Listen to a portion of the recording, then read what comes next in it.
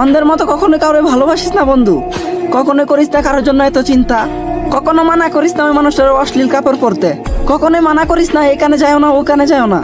এই দুনিয়াতে মানুষ ওই মানুষটারই কদর করে যে কিনা তারা সবসময় পায়ের জুতার সমান মূল্যায়ন করে না, সবসময় শুধু ফায়দা ওঠানোর চেষ্টা করে। যদি বিশ্বাস না করো তাহলে নিজের মা বাবার দিকে একটু তাকায়ও। প্রত্যেকটা মা বাবাই তার ছেলে মেয়েদের জন্য কতটুকু চিন্তা করে, কখন কি লাগবো না লাগবো, কোন জিনিসে তার কষ্ট হইব, কোন জিনিসে অসুবিধা, সবকিছুর নজর রাখে। তারপরে কিন্তু ছেলে মেয়েগুলা ঠিক মতো মা বাবার কলগুলোই রিসিভ করে না। ওইগুলা নিয়ে যদি মা বাবা কোনো শাসন করতে যায় তখন ঠিক মতো খাওয়া দাওয়া করে না, আবার কথায় কথায় বলে আমি বাড়ি থেকেই চলে যাবো। আবার ওই ছেলে মেয়েগুলোই যখন কোনো অপরিচিত কাউরে ভালোবাসে কিংবা মন দেয় তখন তারে প্রমাণ দেওয়ার জন্য নিজের জানটা পর্যন্ত দিয়ে দিতে চায়। আর এমনটাই কেন হয় বলতে পারবা?